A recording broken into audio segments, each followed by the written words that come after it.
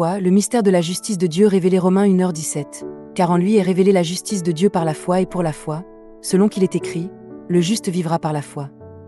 L'Évangile, la justice de Dieu à l'œuvre en nous Romains 1, 16-17 peut être considéré comme le cœur du message de toute l'Épître. L'Évangile chrétien concerne Jésus-Christ, le Fils de Dieu, et il porte en lui la justice de Dieu non pas seulement comme une notion, mais comme une réalité vivante qui agit dans l'homme. Cette justice de Dieu ne se contente pas d'être révélée extérieurement, elle est à l'œuvre en nous.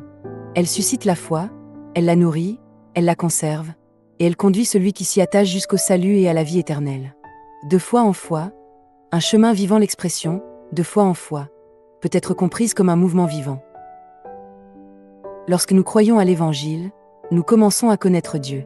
Et en connaissant Dieu, nous entrons plus profondément dans la foi qui conduit au salut. Ainsi, la foi engendre la foi, et nous entraîne dans une relation toujours plus profonde avec Dieu. Le paradoxe de la foi, il y a ici un paradoxe fondamental. Avant de croire, nous ne pouvons pas vraiment connaître Dieu. Mais pour être sauvés, nous devons le connaître. C'est là toute la tension de la foi chrétienne.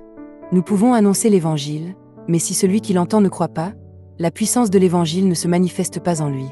Pourtant, sans l'annonce, il ne peut pas non plus croire. Ainsi, l'œuvre du salut appartient à Dieu. C'est lui qui donne la foi. Et souvent, il choisit d'utiliser ceux qui ont déjà reçu la foi comme instrument pour la transmettre. Être un canal, et non une source, c'est pourquoi nous ne pouvons devenir des témoins véritables que sous la conduite du Saint-Esprit. Si nous annonçons l'Évangile uniquement par zèle humain, sans la direction de l'Esprit, nous risquons de blesser plutôt que d'édifier. L'Évangile lui-même peut être mal présenté, et ceux qui l'annoncent comme ceux qui l'entendent peuvent en être affectés. Annoncer l'Évangile ne consiste pas à imposer, mais à laisser Dieu agir à travers nous. Chercher la source vivante, nous ne sommes pas appelés à agir avec précipitation ou superficialité, mais à nous enraciner profondément dans la parole, à prier avec sincérité, et à désirer ardemment la direction du Saint-Esprit. Alors, en nous, la source de l'Évangile pourra jaillir comme une eau vive, et la vie du Seigneur pourra être transmise aux autres. Marcher sur les traces des apôtres parce que ce chemin n'est pas toujours visible. Nous cherchons parfois des méthodes, des programmes, des stratégies.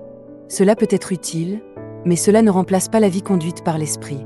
L'idéal demeure de suivre le chemin des apôtres, vivre l'Évangile jusqu'au bout, et l'annoncer au prix de leur vie. Puissions-nous, ne serait-ce qu'un peu, leur ressembler. Alléluia.